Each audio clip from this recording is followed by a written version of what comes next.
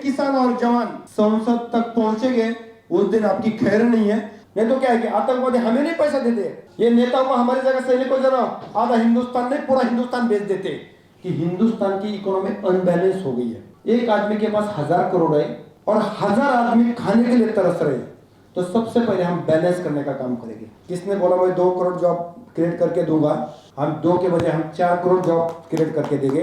10-15% आदमी 85% पे राज कर रहे हैं, तो हमने राज करने दिया उनको, पर अभी नहीं करने देंगे। हरियाणा छोटा प्रांत है, 7000 गांव है, उसमें कई करोड़ का भ्रष्टाचार है, कई हजार करोड़ का।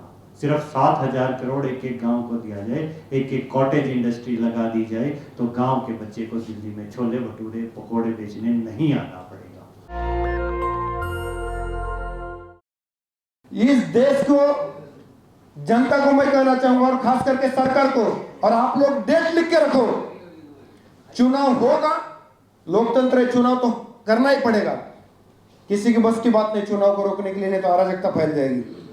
चुनाव होगा और चुन के भी हम आएंगे, और इसी में पूरे हिंदुस्तान को हम इस संविधान से न्याय देंगे, बगल वाली है। इतना मैं दावे के साथ कहता हूं। फिर भी मैं कहता हूं इनको, भाजपा, कांग्रेस और जितने भी है, रोकना है तो इस देश के सपूतों को रोक के दिखाओ। तो जिस दिन ये किसान और जवान संसद तक पहुंचेंगे उस दिन आपकी खैर नहीं है। पहले ही झटके में हम देश का जो कर्ज है ना वो क्लियर करेंगे। इनके जैसा नहीं, 8 महीने नहीं देंगे। 2000 के नोट के बदलने के लिए 8 महीने की जरूरत नहीं है, 6 और 8 महीने की, 2 दिन की जरूरत होती है। तो जिस दिन हमारा सरकार आएगा, पूरे सेंट्रल गवर्नमेंट के पूरे फोर्सेस, चाहे डिफेंस हो या पैरामिलिट्री हो, सबको दर्जा एक जैसा रहेगा। क्योंकि गोली कोई बता के नहीं आती, मरता है तो देश का सपूत मरता है। हमारे आगे दुश्मन होता है, पीछे मेरे पूरे समाज होते हैं। गोली सीने पे होती है, फिर भी वो जवान यही सोचता है कि नहीं है, हमको भी परिवार है, पर हमारे उस परिवार से ज्यादा हम महत्व दे धरती माँ के परिवार को देते, 140 करोड़ परिवार को देते। इसलिए हम वहां नहीं बिके, वहां नहीं तो क्या है कि आतंकवादी हमें नहीं पैसा देते। हमारे जगह जरा ये नेता होते ना, ये नेताओं को हमारी जगह सैनिकों जरा आधा हिंदुस्तान नहीं पूरा हिंदुस्तान बेच देते। पर हमने जो कसम खाई हुई है, हम नहीं बिकेंगे, हम कॉमन आदमी रह के काम करेंगे। तो इसीलिए एक तो इलेक्शन में हम पैसा खर्च, मेरा आज हमने 100 कैंडिडेट फाइनल कर चुके हैं, तो मैंने सबको कैंडिडेट को, हम अपने कैंडिडेट को पैसा खर्च करने नहीं देंगे। उसका काम यही रहेगा, तुम संसद में जाओ, जनता का, विद्यार्थियों का, महिलाओं का हित का काम करो, इसको बिजनेस मत बनाओ। तो हम अपना प्लान ताक देंगे, पर विश्वास नहीं टूटने देंगे। इस मातृभूमि का और जनता का विश्वास नहीं टूटने देंगे। रियली अनएम्प्लॉयमेंट बहुत बड़ा प्रॉब्लम है, पर इस प्रॉब्लम को भी सॉल्व किया जा सकता है। मैं दावे के साथ कहता हूं, इस देश का एग्रीकल्चर सेक्टर इतना बड़ा है कि उसमें हम, और इंफ्रास्ट्रक्चर सेक्टर, कि हिंदुस्तान में ना, उससे पहले एक चीज कहना चाहूंगा कि हिंदुस्तान की इकोनॉमी अनबैलेंस हो गई है। एक आदमी के पास 1000 करोड़ है और 1000 आदमी खाने के लिए तरस रहे हैं। तो सबसे पहले हम बैलेंस करने का काम करेंगे। अभी वो कैसे करेंगे मैं आज नहीं ये बताऊंगा, क्योंकि एक आदमी के पास 1000 करोड़ है, तो वो 1000 करोड़ जब मैंने डिस्ट्रीब्यूट कर दिया सब में इक्वली, तो 1000 आदमी के पास 1-1 करोड़ आएंगे, तो वहां आपके 10,000 इंप्लॉयमेंट तैयार होगी। तो हम वही करने वाले हैं। वो वक्त आने के बाद हम आपको हिंदुस्तान के सामने प्लान देंगे। जो इन्होंने तो बोला, मुझे पता नहीं है किसने बोला मैं 2 करोड़ जॉब क्रिएट करके दूंगा, मैं नाम नहीं लेना चाहूंगा, पर मैं आज दावे के साथ कहता हूं, हम 2 के बजाय हम 4 करोड़ जॉब क्रिएट करके देंगे।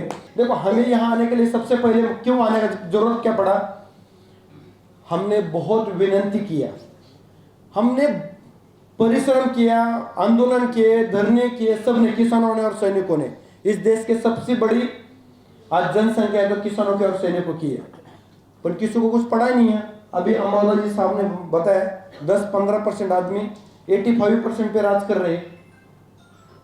तो हमने राज करने दिया उनको, पर अभी नहीं करने देंगे। मैं आपके सामने कहना चाहूंगा, अब अभी भीख नहीं मांगेंगे, हम भीख नहीं मांगेंगे। OROP आप नहीं देने वाले, और OROP तो हम देंगे। MSP आपसे भीख नहीं मांगेंगे, MSP ये देश का बच्चा देगा। आपको क्यों भीख मांगेंगे हम? 6 महीने की बात है, सिर्फ 6 महीने में पहले कैबिनेट में ये बिल पास करने वाले। मैं आज ही बता दूंगा आपको, सैनिकों को OROP, किसानों को MSP, महिलाओं को न्याय। इस देश के 5 करोड़ केसेस पेंडिंग पड़े हुए हैं। इसका सबसे बड़ा रीजन आपको भी पता है, भ्रष्टाचार है। क्यों? क्योंकि एक एक अधिकारी को ये जहां पोस्टिंग देते हैं, उस अधिकारी से 5 लाख से लेके 50 करोड़ तक ये पैसा लेते हैं। तो वो अधिकारी जनता को न्याय देगा? तो सर्वसामान्य को न्याय मांगने के लिए कोर्ट में जाना पड़ता है। इसीलिए आज देश में 5 करोड़ केसेस पेंडिंग पड़े हुए हैं। तो इसका मेन जड़ है ये नेतागण, इनकी जड़ है मेन। तो हम इस देश के 5 करोड़ जनता को न्याय देने का हम काम करेंगे। हम इधर आ ही रहे इस देश में बदल गढ़ने के लिए। हमारे पास भगवान ने इतना नॉलेज और दिमाग दिया हुआ है, तो आपके हर क्वेश्चन का मैं जवाब दे सकता हूं। यहाँ भारत बहुत बड़ा देश है, विभिन्न जगह ज्योग्राफिकल डाइवर्सिटी भी है, लेकिन इस देश का बजट आज भी मानसून पर आधारित है। इकोनॉमिक पॉलिसी पर आ रहा हूं। जब जिस देश का बजट मानसून पर आधारित है, तो इकोनॉमिक पॉलिसी किसानों के आधारित ही होगी। इस देश में एनवायरनमेंट का बजट नहीं है। बारिश से दिल्ली का एनवायरनमेंट सुधारा जाता है। कॉटेज इंडस्ट्री लगाई जाएंगी। और आपके प्रश्न का एक लाइन में उत्तर देता हूं, छोटा सा उदाहरण देता हूं। हरियाणा छोटा प्रांत है, 7,000 गांव है, उसमें कई करोड़ का भ्रष्टाचार है, कई हजार करोड़ का। सिर्फ 7,000 करोड़ एक एक गांव को दिया जाए, एक एक कॉटेज इंडस्ट्री लगा दी जाए, तो गांव के बच्चे को दिल्ली में छोले भटूरे पकोड़े बेचने नहीं आना पड़ेगा। वो गांव से रोजगार दे सकता है। चेक कर लीजिएगा, जो देश 1947 से लेकर आज तक भी हम गेहूं हो, दालें हो, तेल हो, हर चीज इंपोर्ट करते हैं। क्यों करते हैं इंपोर्ट? इस देश के किसान को पैसा नहीं देना होता। कुछ दिन पहले की ही बात है, जब देश के किसान को पैसा मिलने वाला था, गेहूं की डिमांड हो गई थी बहुत ज्यादा, इस देश की सरकार ने गेहूं का एक्सपोर्ट बंद कर दिया। जब किसान को पैसा मिलने की बात आती है तो एक्सपोर्ट बंद कर दिया जाता है, और जब अडानी को भेजना होता है तो एक्सपोर्ट खोल दिया जाता है।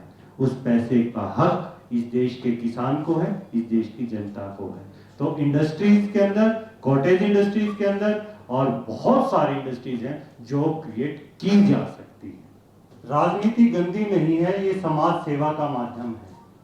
इसको जानबूझकर बना दिया गया कि गंदी कह के आम आदमी पीछे हट जाए, और इस देश के एक गांव से 7 सांसद आते हैं। यूपी का गांव देख लीजिए, हरियाणा भी ऐसा ही है। जब हम छोटे थे तो हमें पढ़ाया जाता था फार्मर बेचारा कपड़े फटे होते थे, आराम से नीचे बैठा होता था, ये फार्मर है। और फिर पढ़ाया जाता था जेंटलमैन, कोट पैंट पहन के, जैसे हमारे युवा साथी बैठे हैं, ये जेंटलमैन है। तो हम दबाव में आने वाले नहीं हैं। सच्चाई ये है, वो जेंटलमैन देश को बेच रहे हैं सत्ता में जाकर, और फार्मर देश को खिला रहा है। इस देश का किसान बिकाऊ नहीं है, और किसान संगठन है हमारे साथ। अंबावता जी बैठे हैं, पूरे देश में इनका संगठन है। गांव में किसान और जवान दो ही रहते हैं, और इस देश की आत्मा गांव में बसती है। और गांव का किसान बिकाऊ नहीं है, इस देश का जवान बिकाऊ नहीं है, इस देश की जनता बिकाऊ नहीं है। वो अपने हक के लिए दिल्ली को चारों तरफ से घेर सकती है, तो वो अपने हक के लिए संसद में भी पहुंच सकती है। मैं पहले ही बोला था कि हम देश के सैनिक हैं, और हम जब पोस्टों पे जहां -50 डिग्री टेम्परेचर है ना, तो आधा ग्लास चाय, वहां कप नहीं होते, हमारे यहाँ ग्लास होते, तो हम 4 आदमी मिल के पीते, एक एक सिप पीते, क्योंकि वहां जरूरत वैसी होती है। तो आपने बोला पैसा कहां से खड़ा हो जाएगा, मैं पहले ही बोला था, जब कोरोना के अंदर जो हमारे कोई लगते नहीं थे, जो यूपी, बिहार, राजस्थान और जो इससे छत्तीसगढ़ से जो महाराष्ट्र में मजदूर फंसे थे, सिर्फ हमने इतना ही हमें पता था यार ये अपने देश के एक नागरिक है, तो उनके लिए कि 108 गांव में, सर जी 108 गांव में हमने उनको 1.5 महीने तक राशन पानी हमने बांटा है। वो हमारे कोई लगते नहीं थे, सिर्फ इतने लगते थे कि मेरे देश के एक नागरिक है। तो यहाँ तो मेरे भाई खड़े हो रहे हैं ना यहाँ। जो दूसरी बात नेतृत्व की और इसकी, हमें इनके जैसे जरूरत नहीं। हमारा यूरेनियम सबको पता है, आटम बॉम्ब में यूरेनियम, क्योंकि मैं जब डिफेंस से हूँ तो मैं कहना चाहूँगा उसकी जैसी श्रृंखला होती है ना, उससे डबल बड़ी हमारी श्रृंखला है किसानों की और जवानों की। तो हमने अगर एक भाई को बोल दिया ना तो मैसेज पूरा हिंदुस्तान में आपसे भी ज़्यादा फास्ट जाता है। तो हमें मीडिया को, प्रचार माध्यम को इतना पैसा देने की ज़रूरत नहीं है, हमें टीजर देने की ज़रूरत नहीं है, इनके जैसे 6000 करोड़ देने की ज़रूरत नहीं है। जर ये 6800 जिले में जब डिस्ट्रीब्यूट करते ना तो आज शिक्षा का स्तर यहाँ तक आता। मुझे 100 बार बोलने की ज़रूरत नहीं, मैंने बहुत अच्छा काम किया, अच्छा काम किया। अरे करके दिखाओ ना उस चीज़ से। तो हमारी मैनेजमेंट और हर सैनिकों में एक लीडरशिप होती है। आज हमारे अन्ना हजारे जी पूरे वर्ल्ड को अगर हिला सकते हैं तो देश के 40 लाख में तो मैं बोलता हूँ इनको तो भगा सकते, भगा भगा के मारेंगे। धन्यवाद।